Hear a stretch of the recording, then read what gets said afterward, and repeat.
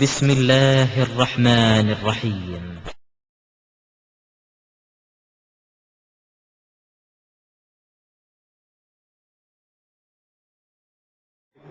அன்புக்கினிய அல்லாஹ்வின் நல்லடியார்களே, எனக்கு தந்திருக்கக்கூடிய இந்த தலைப்பின் கீழ் நான் செல்ல ஆசைப்படுகிறேன். அன்புக்கினிய அல்லாஹ்வின் நல்லடியார்களே, கடந்த 2 நாட்களாக நமக்கு பல்வேறு அறிஞர்கள் மூலமாக செய்யப்பட்ட போதனையாக இருந்தாலும், நாம் கேட்ட கேள்விகளுக்கு கிடைத்த பதிலாக இருந்தாலும், அனைத்திலையும் நமக்கு தேவையான நம்முடைய கடமை என்ன, நம்முடைய உரிமை என்ன, நமக்குள்ள உரிமை எப்படி பெற்றுக்கொள்வது, இதையெல்லாம் நமக்கு ஓரளவுக்கு தெரிந்திருந்தாலும் இந்த தலைப்பு கொடுத்த காரணத்தினால் இன்னும் சிலரை உங்கள் மத்தியிலே சொல்லுமாறு என்னை பணித்திருக்கிறார்கள். முதலாவது, ரப்புல் ஆலமீன் இருக்கக்கூடிய பொறுப்பிலேயே மிக சிறந்த பொறுப்பு எது என்று சொன்னால், நன்மை ஏவது மாத்திரமல்ல, நன்மை ஏவி தீமையை தடுக்கக்கூடிய சிறந்த சமுதாயம் உங்களில் இருக்கட்டும். அப்ப இந்த பணியை தான் அல்லாஹ் நமக்கு ஒப்படைத்திருக்கிறான். அப்ப நம்முடைய உரிமை பொறுப்பை தந்த ரப்புல் ஆலமீன் இந்த பணி யாருக்கு தந்திருந்தான்? நாம் எல்லாம் அறிந்ததுதான். எல்லா தூதருக்கும் அல்லாஹ் ஒழுக்கத்தை போதிப்பதற்கு ஒழுக்கமானவர்களை தேர்ந்தெடுத்துதான் அந்த ஒழுக்கத்தை போதிப்பதற்கே அல்லாஹ் பொறுப்பை தருகிறான். அப்ப ஒழுக்கத்தை போதிப்பதாக இருந்தாலும் சரி, நேர்மையை போதிப்பதாக இருந்தாலும் சரி, ஏகத்துவத்தை போதிப்பதாக இருந்தாலும் சரி, தொழுகையை போதிப்பதாக இருந்தாலும் சரி, எதை எடுத்துக்கொண்டாலும் அல்லாஹ் முதல்ல வைக்கக்கூடிய ஷர்த் என்ன? முதலில் அதற்குரியவராக நாம் மாற வேண்டும். நபிமார்களை அல்லாஹ் எப்படி தேர்ந்தெடுத்தான்? நபிகள் நாயகம் ஸல்லல்லாஹு அலைஹி வஸல்லம் அவங்க ஏகத்துவ பிரச்சாரத்தை செய்வதற்கு முன்னாடியே தன்னுடைய வாழ்க்கையை கொண்டு அந்த மக்கள் மத்தியிலே நிறுத்துகிறார்கள். அதற்கு முன் அல்லாஹ்வை நம்பியது இல்லை, நபியா ஆனது இல்லை, இஸ்லாம் என்றால் என்ன என்று தெரியாமல் இருந்த போது கூட அவங்களுடைய வாழ்க்கையுடைய நெறிமுறைகள், ஒழுக்கங்கள், நேர்மைகள் அப்படி பரிசுத்தமான ஒரு வாழ்க்கைக்கு சொந்தக்காராக இருந்ததனாலே தான் அல்லாஹ் அப்படி செலக்ட் செய்கிறான், அந்த மாதிரி தேர்வு செய்கிறான். ஒழுக்கத்தை போதிப்பதற்கு, நேர்மையை போதிப்பதற்கு, இறைவனை அச்சத்தை போதிப்பதற்கு அதற்குரிய ஆளாக முதல்ல நாம் மாற வேண்டும். அப்ப இந்த கடமையில அல்லாஹ் பல்வேறு கடமைகளை நமக்கு என்ன பண்றான்? தொழுகையை கடமையாக்கி இருக்கிறான், நோன்பை கடமையாக்கி இருக்கிறான். படைத்தவன் தான் நமக்கு எல்லாம் கடமையாக்க முடியும். ஆனாலும் ரப்புல் ஆலமீன் நமக்கெல்லாம் அருள் செய்ய வேண்டும் என்று தன் மீது தனக்குத்தானே கடமையாக்கி இருக்கிறான். அதனாலதான் அல்லாஹ் நம்மை பரிபாலிக்கக்கூடியவனாக இருக்கிறான், நம்முடைய பாவத்தை மன்னிக்கக்கூடியவனாக இருக்கிறான். நமக்கு ஒவ்வொரு நொடியும் நாம் மூச்சு விடுகிறோம் என்று சொன்னாலும் அவனுடைய கருணையின் அடிப்படையில் நடக்கிறது. அப்ப இந்த உரிமையை, கடமையை பொறுத்த வரைக்கும் நம்ம எங்க பிரச்சனை வருது என்று சொன்னால், கடமை என்று சொன்னால் அடுத்தவன் நமக்கு செய்ய வேண்டும், நாம் அடுத்தவருக்கு செய்யலாம். 2வது, நீ ஏன் எனக்கு கடமையை செய்யல? உரிமையை பேசும்போது நீ என்னுடைய உரிமையை தான் நம்ம பேசுவோம். அந்த உரிமை என்பது அவர்களுக்கும் உரியது, கடமை நமக்கும் உரியது. இன்னும் சொல்ல போனால் இந்த ஏகத்துவ பிரச்சாரத்தை செய்யக்கூடிய தாயா இருக்கிற நமக்கு என்ன பொறுப்பு வர வேண்டும் என்று சொன்னால், பிற மக்கள் அந்த கடமையிலே தவறினாலும், நமக்கு கொடுக்க வேண்டிய உரிமையிலே தவறினாலும் நம்முடைய கடமையை நாம் சரியாக செய்தாக வேண்டும். பிறருக்குள்ள உரிமையை முதலிலே கொடுத்தாக வேண்டும். அல்லாஹ் ரப்புல் ஆலமீன் நம்முடைய பாவங்களை மன்னிக்கக்கூடியவனாக இருக்கிறான். அதே நேரத்தில் அவனுடைய உரிமை இருக்கிறது, அவனுக்கு இணை வைக்கக்கூடாது, அவனுடைய விஷயத்திலே அவனுக்கு முந்தி நபிமார்களும் பேசக்கூடாது, அவனுடைய சட்ட திட்டத்தை தூதராக இருந்தாலும் செய்யக்கூடாது. அது எப்படிப்பட்ட தூதராக இருந்தாலும் அல்லாஹ் கண்டிக்கக்கூடியவனாக இருக்கிறான். அல்லாஹ் தனக்குன்னு பல உரிமைகளை வைத்திருக்கிறான். அதை பேசினா நேரம் இருக்காது. புரிந்து கொள்வதற்காக நாம் சொல்வதாக இருந்தால், அல்லாஹ் தனக்குன்னு வைத்திருக்கக்கூடிய உரிமையை போல் இந்த அடியானுக்கும் சில உரிமைகளை தந்திருக்கிறான். இப்ப அல்லாஹ் நம்ம தொழுவக்கூடியவளா இருக்கிறோம், நாம சில குறை வைத்து விட்டால், நாம பாவ மன்னிப்பு கேட்டா அல்லாஹ் மன்னிக்கிறான். ஆனால் நாம தொழக்கூடியவராக இருக்கிறோம், நோன்பு வைக்கக்கூடியவராக இருக்கிறோம், ஏகத்துவ பிரச்சாரம் செய்யக்கூடியவராக இருக்கிறோம். இன்னும் பல காரியங்கள்லாம் இறைவனுக்கு செய்துவிட்டு ஒரு மனிதனை நோவினைப்படுத்தினால், ஒரு மனிதனை திட்டினால், ஒரு மனிதனை ஏமாற்றினால் இங்க அல்லாஹ் என்ன உரிமையை கொடுக்கிறான்? அந்த மனிதன் மன்னிக்காதவரை நான் மன்னிக்க மாட்டேன்.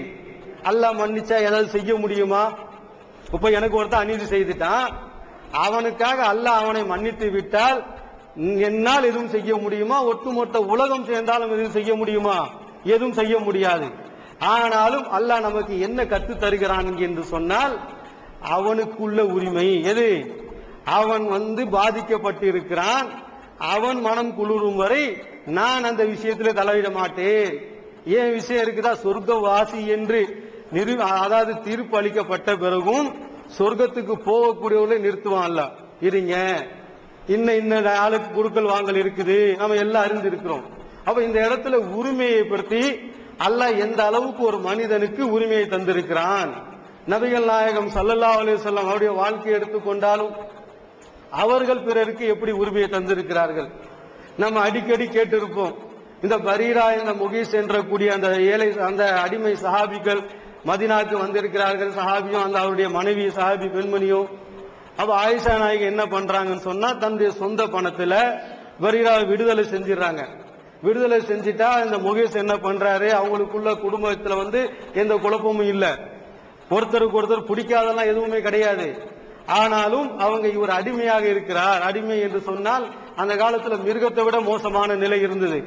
அப்ப அப்படிப்பட்டவரும் நாம் மகிழ்ச்சியாக வாழ முடியாது என்பதற்காக இவங்க ஒரு முடிவு எடுக்கிறாங்க, எனக்கு முகீஸ் வேண்டாம்.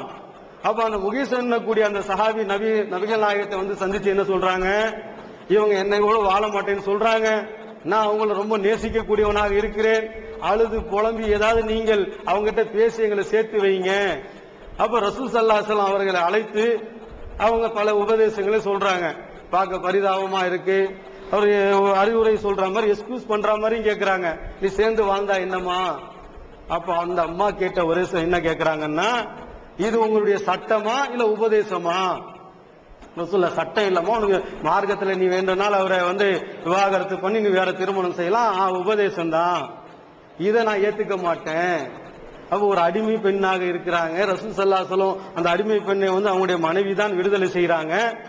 ரசூல் ஸல்லல்லாஹு அலைஹி வஸல்லம் ஜனாதிபதியாக இருக்கிறார்கள், அந்த நபியாக இருக்கிறார்கள். அப்படி இருந்த பிறகு அங்க எதை பார்க்கிறாங்கன்னு சொன்னா, அந்த பெண்ணுக்குள்ள உரிமை.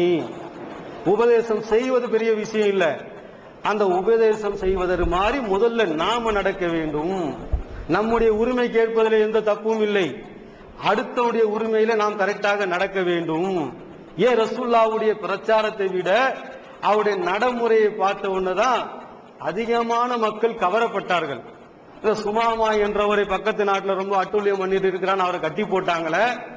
கட்டி போட்ட 3 நாள் கட்டி போட்ட உடனே அவர் 3வது நாள் போய் குளிச்சுட்டு ரசூல் ஸல்லல்லாஹு அலைஹி வஸல்லம் பார்த்து கலிமாவை சொல்லிட்டு அவர் ஒரு வாசகத்தை சொல்றார், இதுவரை எனக்கு பிடிக்காத ஒரு ஆள் இருக்குது என்று சொன்னால் அது நீங்களாக இருந்தீர்கள், எனக்கு பிடிக்காத ஒரு நகரம் இருக்குதுன்னு சொன்னா அது மதீனாவாக இருந்தது, எனக்கு பிடிக்காத ஒரு மார்க்கமாக இருக்குதுன்னு சொன்னா இஸ்லாமாக இருந்தது.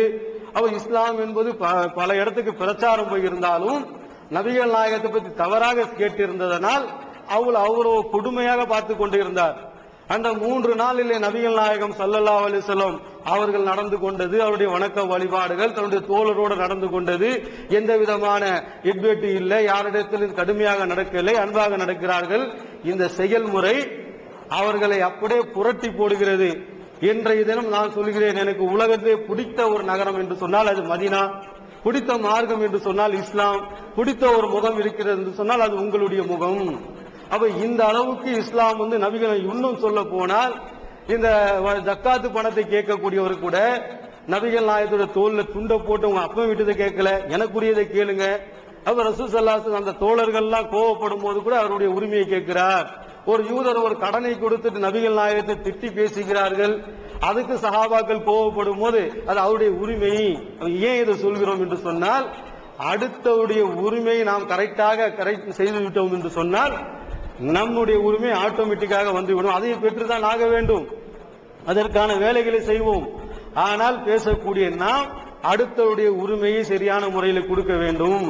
முதலில் நாம் எடுத்திருக்கக்கூடிய இந்த பணி என்பது ஒரு ஏகத்துவவாதியின் மத்தியிலே ஒரு குடும்பம் போல் நாம் செயல்பட வேண்டும். ஒரு மாவட்டமாக இருந்தாலும் சரி, மாநிலமாக இருந்தாலும் சரி, கிளையாக இருந்தாலும் சரி, அவர் எந்த வகையில் இருக்கக்கூடிய தாயாக இருந்தாலும் சரி, ஒரு குடும்பம் என்று சொன்னால் ஒரு குடும்பத்தில் 2 குழந்தைகள் இருக்கிறது, கணவன் மனைவி இருக்கிறார்கள் என்று சொன்னால் ஒரு பிள்ளையை ஒரு சஹாபி கேட்கிறார், இந்த உலகத்திலே நான் யாருக்கு அதிகமாக கடமைப்பட்டவன்? உன்னுடைய தாய்க்கு. இரண்டாவது நான் யாருக்கு கடமைப்பட்டவன்? இரண்டாவது உன்னுடைய தாய்க்கு தான். மூன்றாவது யாருக்கு என்று கேட்கும் போது மூன்றாவது உன்னுடைய தாய்க்கு, நாலாவது தான் தந்தைக்கு என்று சொல்றாங்க. அப்ப அவ்வளவு ஏன் என்று சொன்னால் அந்த பிள்ளையை வளர்ப்பதிலே, அதை பெற்று எடுப்பதிலே, அதை கண்காணிப்பதிலே, பாசம் செலுத்துவதிலே, அனைத்திலும் கடுமையான முறையிலே அன்பு செலுத்தக்கூடியவர்களாக தாய் இருக்கிறார்கள். ஆனாலும் வீட்டு நிர்வாகம் என்று வந்துவிட்டால் அல்லாஹ்வே கட்டளை இடுகிறான், இந்த கணவனுக்கு தான், அந்த ஆண் மகனுக்கு தான் முடிவெடுக்கிற அதிகாரம் இருக்கிறது. இந்த தாய் எவ்வளவு கஷ்டப்படுகிறாள், ஏன் அவனுக்கு கூட அதிகாரம் இருக்கிறது? அவன் தான் பொருளாதாரத்தை திரட்டி கொண்டு வருகிறான். அப்ப நம்ம மத்தியில நடக்கக்கூடிய இந்த பெரும்பாலான சண்டை என்ன என்று சொன்னால், மாவட்ட நிர்வாகிகளுக்கும் மாவட்ட தாய்களுக்கும் கிளை நிர்வாகிகளுக்கும் கிளை தாய்களுக்கும் நடக்கக்கூடிய பிரச்சனை என்ன என்று சொன்னால், நமக்கு இதுல என்ன அதிகாரம் இருக்கிறது, அவர்களுக்கு என்ன அதிகாரம் இருக்கிறது. நிர்வாகம் என்று சொன்னால் அந்த நிர்வாகத்தை எப்படி செய்ய வேண்டும் என்று உபதேசம் செய்யக்கூடிய அளவுக்கு அல்லாஹ் நமக்கு அறிவை தந்திருக்கிறான். ஒரு கிளையில ஒரு பொதுக்குழு நடக்குதுன்னு சொன்னா நிர்வாகி எப்படி இருக்க வேண்டும் என்று யாரை பேச சொல்றாங்க? மாவட்ட தாயியா இருந்தா அவர் பேசுவாரு. இல்லை என்று சொன்னால் நம்ம தான் பேச சொல்லுவாங்க. ஒரு கிளை தலைவர் எப்படி இருக்க வேண்டும், ஒரு கிளை செயலாளர் எப்படி இருக்க வேண்டும், இவருடைய அதிகாரம் என்ன, அவருடைய அதிகாரம் என்ன, அடுத்தவருக்கு சொல்லக்கூடிய நாம பேசணுமா இல்லையா? அப்ப எப்படி அந்த குடும்பத்திலே நிர்வாகம் பார்க்கக்கூடியவனுக்கு தான் முடிவெடுக்கிற அதிகாரத்தை அல்லாஹ் தந்திருக்கிறானோ, அந்த மாதிரி அந்த மாவட்டத்துடைய நிர்வாகத்துக்குத்தான் அந்த நிர்வாக விஷயமாக முடிவெடுக்கக்கூடிய அதிகாரம் அவர்களுக்கு இருக்கிறது. ஏன் இருக்கிறது? எப்படி இந்த குடும்ப தலைவன் பொருளாதாரத்துக்காக வெளியில போய் கஷ்டப்படுகிறானோ, வெளியில போய் சிரமப்படுகிறானோ, வெளியில போய் எவ்வளவு திட்டி பேச்சு எல்லாத்தையும் வாங்கி ஒரு பிள்ளைக்கு அபிடேவிட் எடுக்கணும்னா என்ன பண்ணணும்னாலும் அதற்காக அவன் பாடுபடுகிறானோ, அதற்கான அவனுக்கு ஒரு தகுதியை தந்த இயல்பாக மனிதனுடைய இயல்பு என்ன என்று சொன்னால், அவனுக்கு ஒரு வேலையை கொடுத்தால் அதற்குரிய தகுதியை கொடுத்தால்தான் அவன் மன நிறைவு அடைவான். அப்ப இதையாவது அவனுக்கு தந்தாக வேண்டும். ஒரு மாவட்ட நிர்வாகி எடுத்துக்கொண்டால், அந்த மற்ற யாராக எடுத்துக்கொண்டாலும் ஒரு நிகழ்ச்சி நடத்துவதற்கு நாம போய் 1 மணி நேரம் பேசுவதாக இருந்தாலும் அவர்கள் 1 வாரம் உழைக்க வேண்டியதாக இருக்கிறது, 1 மாதம் உழைக்க வேண்டியதாக இருக்கிறது. இப்படி ஒரு மாநாடு போட வேண்டும் என்று சொன்னால் மாநிலமே வருஷ கணக்கில் முயற்சி எடுத்து அடுத்த வருஷம் மாநாடு நடத்தணும் என்று சொன்னால் அதற்காக எடுக்கக்கூடிய முயற்சி எல்லாம் இருக்கிறது. அப்ப அந்த பொருளாதாரம் திரட்டுவது, காவல்துறைக்கு போய் அனுமதி வாங்குவது, இன்னும் பல காரியங்கள் எல்லாம் செய்யக்கூடியவனுக்கு அந்த இடத்துல ஒரு உரையில 2வது கத்தி யாருமே அனுமதிக்க மாட்டான். அப்ப அந்த நிர்வாகத்தை நம்முடைய கடமை என்ன? இன்னைக்கு நிகழ்ச்சி வச்சு அதுக்குன்னு ஒரு ஒழுங்கை வைத்திருக்கிறோம். இங்க வந்து பேசுங்க, அங்க வந்து பேசுங்க சொல்லாமல் அதற்கு மாவட்ட தாயை பதிவு செய்வதற்கு ஒரு ஆளு, மாநிலத்திலேயா மாநிலத்தில் முறையாக நீங்க எடுத்தவொன்னு கூப்பிட்டுறாதீங்க, மாநிலத்தில் பதிவு செய்யுங்க. அப்ப அவங்க கூப்பிட்டாங்க என்று சொன்னால் நம்முடைய கடமை என்ன? அந்த நிர்வாகத்தில் போய் குழப்பம் பண்ணிக்கிட்டு நம்மை ஆதரிக்க பல நிர்வாகத்தில் சில பேர் எப்படி இருப்பாங்க? ஒருத்தர் ஒரு தாய்க்கு சப்போர்ட் பண்ணக்கூடியவராக இருப்பார், அடுத்தவர் தலைவருக்கு சப்போர்ட் பண்ணக்கூடியவராக இருப்பார்.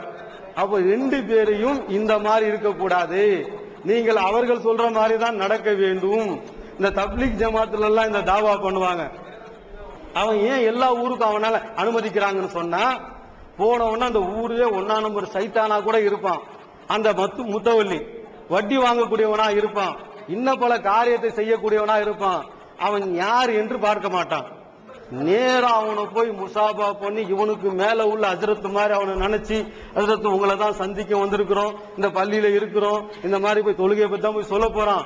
அதற்கு நீங்க தான் வந்து உங்க தலைமையில தான் அவனை தூக்கி ஐஸ்ல வச்ச உடனே என்ன ஆயிடுறான்? அவன் ஆட்டோமேட்டிக்கா எதனா எதிர்ப்பு பண்றானா?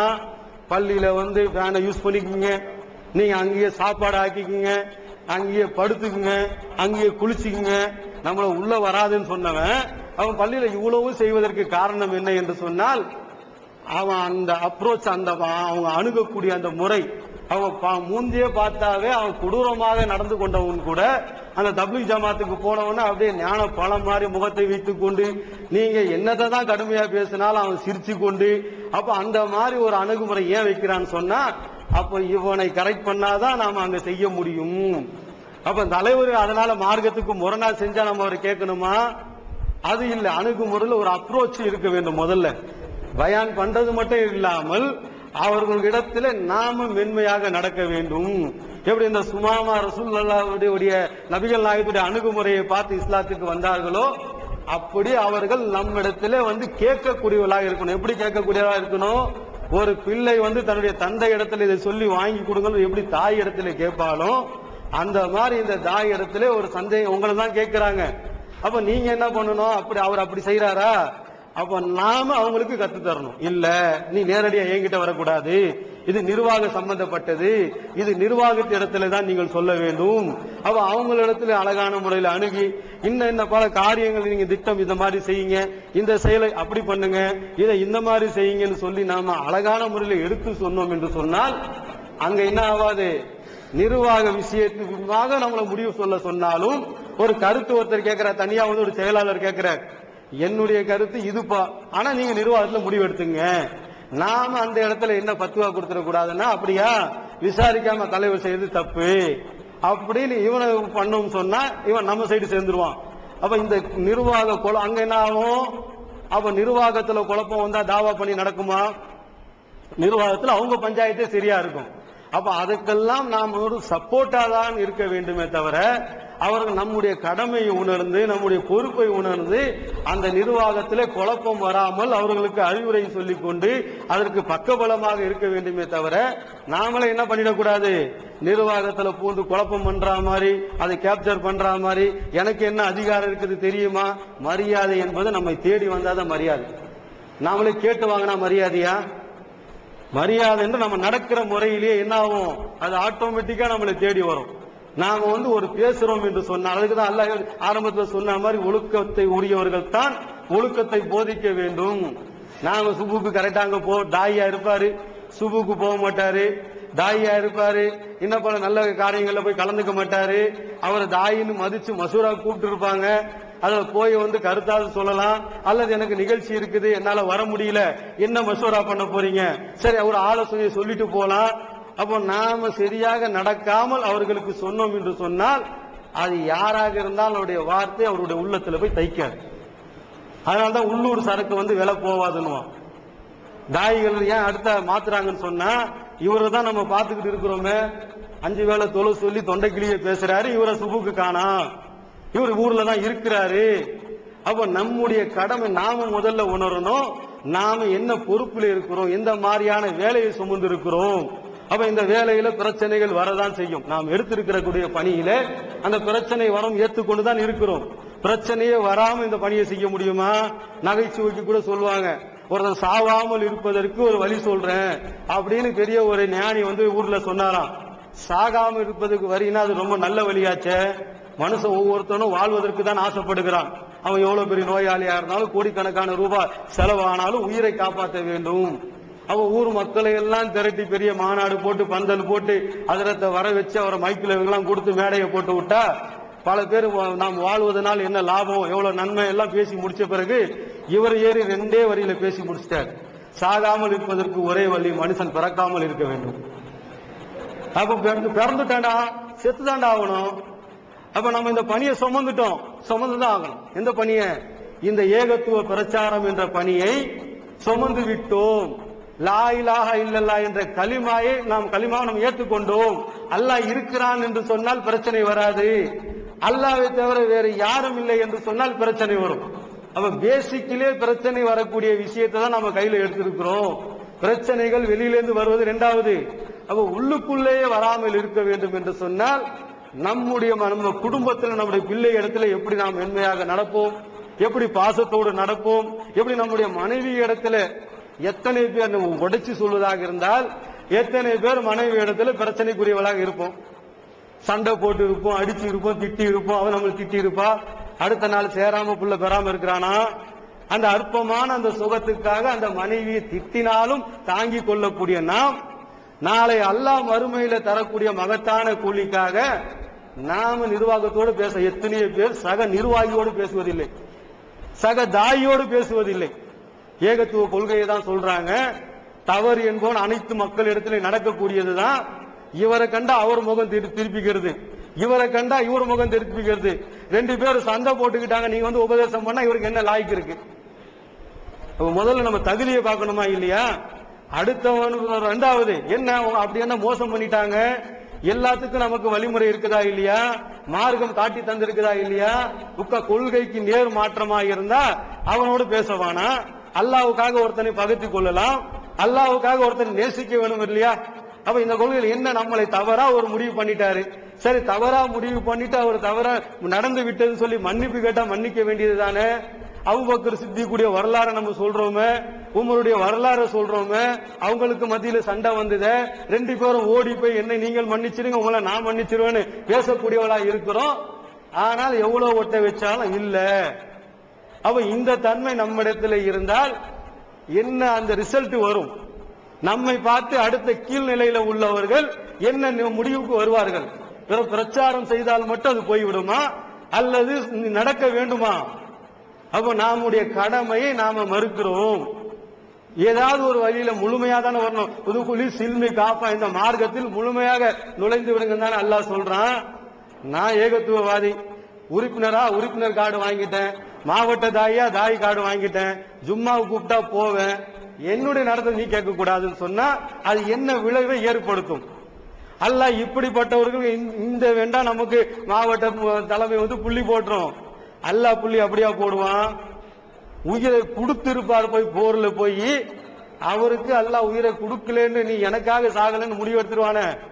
நம்ம நம்முடைய செயல்பாடுகளை அல்லாஹ் செயல்பாடுகளை மாத்திரம் அல்லாமல் நம்முடைய உள்ளத்தையும் அல்லாஹ் பார்க்கிறான்.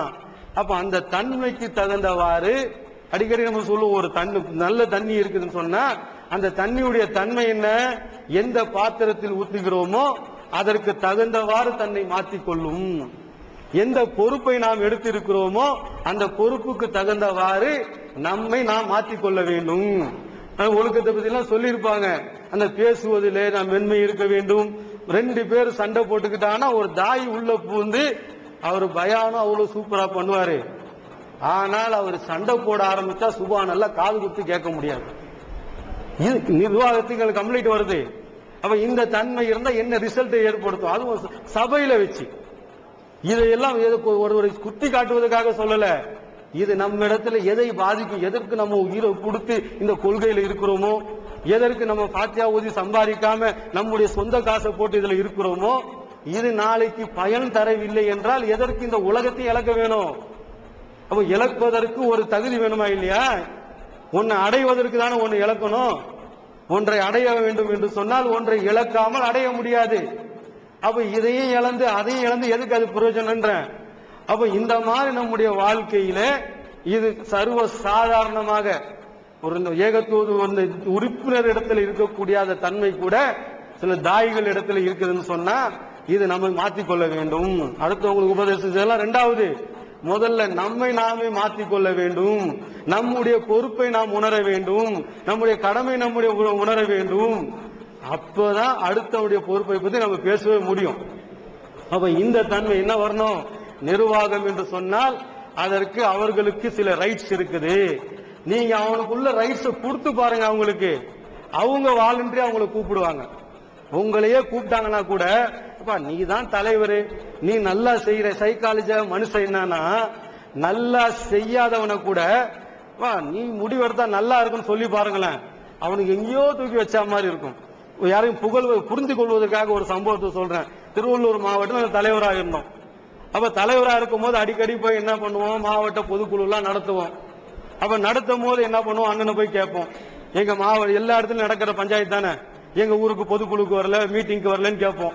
அப்ப நீங்க என்ன, எப்போ நாங்க பொதுக்குழு வச்சாலும் நீங்க வர மாட்டேங்கிறீங்க, ஒரு தலைவருக்குரிய தன்மை எப்படி இருக்குன்றதுக்காக சொல்றேன். நாங்க கேட்கும் போது இல்லப்பா எனக்கு வேற ஆளா இருந்தா என்ன பண்ணுவாங்க, தம்பி எனக்கு நிறைய வேலை இருக்கு அப்படின்னு சொல்லி எதனா ஒண்ணு சொல்லிடுவாங்க.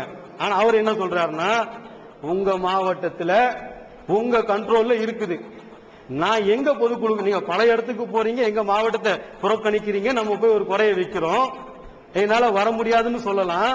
அந்த வர முடியாதுன்னு சொல்றது எந்த மாதிரி இக்குமத்தா சொல்றாங்கன்னு சொன்னா, நீங்க உங்க மாவட்டத்தில் எந்த பஞ்சாயத்தும் இல்ல, எல்லாருமே ஒரு கண்ட்ரோலா இருக்கிறீங்க, ஆனா நீங்க யார் நடத்தினாலும் அதுல பஞ்சாயத்து கிடையாது. நான் எந்த மாவட்டத்துக்கு போறேன் என்று சொன்னால் எங்க யாருக்கும் அடங்க மாட்டானோ, பெரிய பிரச்சனை பண்ணுவானோ, பெரிய பலாய் பண்ணுவானோ, அந்த மாதிரி இடத்துக்கு நான் போறேன். அப்ப அங்க மெசேஜ் நான் வரமாட்டேன் தான் மெசேஜ் நமக்கு என்ன, அப்ப நம்ம உள்ளத்துல என்ன ஆகும், ஆஹா நம்மளை தூக்கி எங்கேயே வச்சுட்டாங்க. அந்த பதில் அப்ரோச் இருக்கு இல்லையா, இந்த அப்ரோச் என்ன ஆகும்னு சொன்னா தான் எல்லாரும் உங்ககிட்ட ஒரு கேள்வியே கேட்பாங்க. அப்ப அந்த கேள்வி கேட்கும் போது அதை சொல்லக்கூடிய விதம் அது நியாயம்தான் இருக்கும். நியாயத்தை மட்டும் சொன்னா போதாது, அந்த நியாயம் அவன் ஏற்றுக்கொள்ற மாதிரி சொல்லணும். அப்ப பொறுப்புல இருக்கக்கூடிய இந்த தாய் பொறுப்புல இருக்கக்கூடியவர்கள் நபிகள் நாயகத்தை ஃபாலோ பண்றோம்னு சொல்றோமே, நபிகள் நாயகம் எப்படி நடந்து கொண்டார்கள். ஒரு சாஹிபி ஜக்காத்து கேட்கிறார், கொடுக்கறாங்க, திரியம் கேட்கிறார், திரியம் கொடுக்கறாங்க, மீண்டும் கேட்கிறார், கொடுத்து விட்டு இந்த மாதிரி அல்பையா நடக்காதெல்லாம் சொல்லல, 3 முறை 4 முறை கொடுத்து விட்டு ஒரு உபதேசத்தை சொல்றாங்க, இந்த கையை விட இந்த கை சிறந்தது. அப்ப எப்படி நம்ம எல்லாம் எதையெல்லாம் ஃபாலோ பண்ணோம் சொன்னா, நம்மை ஒரு இடத்துல அவர்கள் நமக்கு மதிப்பு கொடுத்திருக்கிறார்கள், ஒரு கண்ணியத்தை கொடுத்திருக்கிறார்கள், அப்போ நம்ம என்ன பண்ணணும், அதை ஃபாலோ பண்ணக்கூடியவளா இருக்கணும். அதே மாதிரி நம்முடைய கடமையில எதுல தவறுறோம், ஜும்மாவுக்கு போடுறாங்க, நம்மளை கேட்டு நம்ம ஒரு வாக்குறுதியை தரோம், என்னை தாயாக இதுல வரக்கூடிய படிவத்திலாம் கையெழுத்து வாங்கி இருக்கிறோமே, நான் இதற்கு கட்டுப்படுவேன். என்ன கட்டுப்படுவேன், இதுல முடியாதுன்னு சொன்னா என்ன உள்ளூர்லயே போடுங்க அல்லது வெளியூர்லயே போடுங்க நீங்க சொல்றீங்க. உங்களை கேட்கிறாங்க, கேட்டு நீங்க ஒப்புதல் கொடுத்துடுறீங்க, கொடுத்த பிறகு அவங்க ஏற்பாடு செய்யறாங்க. அந்த நிர்வாகத்தை ஏன் நம்ம மீது கசப்பு போறது நீங்க உரசி பார்த்தாவே, நாம சரியா நடந்தாவே 75% கசப்பை இனிக்கலாம் நிர்வாகத்துல. நம்ம என்ன பண்ணுவோம், வேலைக்கிழமை பார்த்து போன் ஆஃப் பண்ணிடுறது. அடுத்து என்ன பண்றாங்க, ஒரு கேள்வி நம்ம பயான் பண்றோம், அந்த ஆதாரத்தை இல்லாமல் பண்ணுவது ஒண்ணு, இன்னொன்னு என்னன்னா கேள்வி கேட்டா பதில் சொல்லலாம், ஒரு சில சர்ச்சையான பதிலா இருந்தா அவங்க சொல்லியே கேட்பாங்க, என்னங்க லுஹா இதை சொல்றாரு, பிஜே இதை சொல்றாரு, என்னங்க இவங்க எல்லாம் கரெக்டா சொல்லி நீங்க நேர் மாற்றமா சொல்லி, அது அவர்களுடைய கருத்து, இது ஏன் கருத்து. அப்ப இப்படி போட்டு குழப்பலாமா, நமக்கு ஒரு பிரச்சனை இருக்குன்னு சொன்னா நீங்க இதற்குன்னு உரிய ஆட்களை போட்டிருக்கிறாங்க, அவங்க கிட்ட கேளுங்க. உங்களுக்கு பிரிண்ட் அவுட்டா வேணும்னு சொன்னா நீங்க தலைமைக்கு எழுதி அனுப்புங்க, அப்படி இல்லை என்று சொன்னால் உங்க நம்பரை கொடுங்க, நான் கேட்டுட்டு சொல்றேன். இதுல எந்த விதமான இதுவும் இல்லை. இன்னும் சொல்ல போனா மலேசியால இருந்து இப்போ ஒரு நிகழ்ச்சி நடந்தது, அந்த நிகழ்ச்சி நடந்ததுல சுபுல அஸ்ஸலாத்து கைரும் மினன்னௌம் ஆதாரம் இருக்குதான்னு கேள்வி லைவ்ல கேட்கறாங்க பிஜே கிட்ட. அவங்க எத்தனை வருஷமா இந்த பிரச்சாரத்தை, ஏகத்துவ பிரச்சாரத்தை எவ்வளவு கேள்வி, எந்த கேள்வி கேட்டாலும் பதில் சொல்லக்கூடிய நம்ம சொல்றோமே, பிறரால் பேசப்படுறாங்களே, அவங்க அங்க என்ன சொல்றாங்கன்னு சொன்னா, இதுல நான் போய் இன்னும் ஆய்வு செய்யல, ஒரு 3 நாள் டைம் கொடுங்க, நான் உடனே ஆய்வு செஞ்சுட்டு சொல்லிடுறேன். அப்ப இந்த தன்மை நம்ம எடுத்தேன் கவுத்தேன் நமக்கு தெரிஞ்சதெல்லாம் சொல்லிட்டு, இது அவருடைய கருத்துனா இது சாஃபி ரஹமத்துல்லாவுடைய கருத்து, இது அனபியுடைய கருத்து, இது ஏன் உடைய கருத்துன்ற மாதிரி வந்துடக்கூடாது. அப்ப மக்கள் இதுல குழம்பி போயிடுவாங்க. அப்ப இந்த மாதிரி இன்னும் ஏராளமான நம்முடைய பொறுப்புகள் இருக்கிறது. அப்ப நாம என்ன பண்ணணும் சொன்னா, அவர்களுக்குரிய பொறுப்பை செய்து விட்டு நமக்கு சில உரிமையை பத்தி எல்லாம் இன்னைக்கு நம்ம நிறைய கேட்டிருக்கிறோம். அந்த உரிமை என்னெல்லாம் எப்படி பெற்று எடுக்கிறது, அப்ப அவர்களுக்கு உள்ள உரிமையை தலையிடாமல், அவர்களுக்கு உள்ள நிர்வாகத்தில் தலையிடாமல் இருந்தாலே பெரும்பாலான அளவுக்கு நமக்கு வந்துடும். இந்த நேரம் இல்லாத காரணத்தினாலே இன்னும் உங்களுக்கு சொல்ல தேவையில்லை. உருதுல கூட ஒரு பழமொழி சொல்லுவான், சமஜ்தாருக்குள்ள இசாரா காப்பினுவான். அது புரியக்கூடியவனுக்கு இருந்தா ஒரு கோடு போட்டு கூட்டாவே அவன் எல்லாத்தையும் டெவலப் பண்ணிக்குவான். அப்போ கொள்ளந்தெருவிலே ஊசி விற்க கூடாதுன்னு. அது மாதிரி நீங்க இதுல இருந்து டெவலப் பண்ணி கொண்டு நம்முடைய அந்த பேசும்போது எப்படி பாடி லாங்குவேஜ் இருக்க வேண்டுமோ, அது உள்ளத்தை போய் தைக்குமோ, நாம பேசுறதோட நம்முடைய செயல்பாடு பயானம் இருக்கணும். பேசுறோம் சொன்னாங்கல்ல, வெறும் நின்றுட்டே பேசாம பாடியில உள்ள ஒரு லாங்குவேஜ் இருக்குதுன்றாங்களே, இப்படி கையை காட்டுறது காலை காட்டுறதுன்னு, அந்த மாதிரி தொழுவுங்கன்னு சொன்னா அந்த லாங்குவேஜ்ல நாமளும் தொழக்கூடியவரா இருக்கணும். நேர்மையா நடங்கன்னு சொன்னா நாம நேர்மையா நடக்கக்கூடியவா இருக்கணும். போய் சிகரெட்டை கையில வச்சுக்கிட்டே சிகரெட்டை பிடிக்காடின்னு சொன்னா யாராலும் மதிப்பானா, செருப்பால் அடிப்பானா? அப்ப இந்த மாதிரி முதலில் நாம் நடக்கக்கூடியவர், நம்முடைய பொறுப்பை உணரக்கூடியவர்களாக இருக்கணும். அடுத்தவருடைய உரிமையில தலையிடக்கூடாது. அடுத்தவுடைய உரிமையை கொடுக்க வேண்டும். நம்முடைய உரிமை எந்த அளவுக்கு என்று சொன்னால், இந்த ஜமாத்துல இருக்கக்கூடிய ஒன்னே ஒண்ணு புரிஞ்சுக்கிட்டா போதும். எங்கேயாவது இந்த பிரச்சாரம் செய்கிறோமே, இதை அதாவது இந்த ஊருக்கு இந்த தீமை இருக்குது, இப்படி செய்யுங்கன்னு வேணா சொல்லுவாங்க. இதை செய்யாதீங்கன்னு யாருன்னா சொல்லி இருக்கிறாங்களா? சொன்ன அவனுக்கு கேட்போமா? ஒரு எவ்வளவு பெரிய பள்ளி வாசல்ல 50 வருஷம் இருந்த இமாமு கூட அந்த முத்தவலி ஏதாவது ஒரு தவறு செய்தால் அவர் என்ன பண்ண முடியாது? வரதட்சணையை பத்தி எதிர்த்து பேச முடியாது. இந்த ஒரு ஜமாத்துல இருக்கக்கூடிய ஒரு சுயமரியாதை உரிமை என்ன என்று சொன்னால், ஹக்கு என்று தெரிந்து விட்டால் அது எவ்வளவு பெரிய ஆளாக இருந்தாலும், எவ்வளவு பெரிய சபையாக இருந்தாலும், எவனுக்கும் பயப்படாமல், யாருக்கும் பயப்படாமல், அல்லாஹ்வுக்கு மாத்திரம் பயந்து நம்ம சொல்றோமே, இதை விட ஒரு பெரிய உரிமை வேணுமா? அப்ப நமக்கு எவ்வளவு பெரிய உரிமை இந்த ஜமாத்திலே கிடைத்திருக்குதுன்னு சொன்னால், சத்தியத்தை அதன் தூய வடிவில சொல்றோமே, இது எல்லாருக்கும் உள்ளது. எந்த பெரிய நிர்வாகி தவறு செய்தாலும் எப்படி ஒரு கிளை உறுப்பினரும் கேட்கிறார்களோ, அந்த மாதிரி உடனே நடவடிக்கை எடுத்து உடனே சரி செய்யக்கூடிய அப்படிப்பட்ட ஒரு ஜமாத்திலே அல்லாஹ் நம்ம எல்லாம் ஆக்கி வச்சிருக்கிறான். அடுத்த முறை நிர்வாகம் இந்த மாதிரி தாயிகளிடம் பயமா என்னன்னு சொன்னா, அடுத்து தாயிகளுடைய ஒரு மண்டபம் சொன்னா அந்த மண்டபம் ஒரு பொதுக்குழு மண்டபம் போல தேட வேண்டியது போல இருக்கு. அப்ப அந்த மாதிரி நாம உருவாக்க வேண்டும். பிறரையும் அந்த மாதிரி நம்ம என்ன நமக்கு திறமை இருக்கிறதோ அது அடுத்தவர்களுக்கு கருத்து கொடுத்து, பேச்சு பயிற்சி கொடுத்து, அவருடைய வேலையில நாம பங்கெடுத்து, அவருக்கு ஆலோசனை சொல்லி, அன்போடு நடந்த அந்த மக்களை வென்றெடுக்கக்கூடிய நன்மக்களாக அல்லாஹ் நாம் அனைவரும் ஆக்கி வரலாம் என்று கேட்டு என்னுடைய உரை முடித்து விடுவார். அல்லாஹ்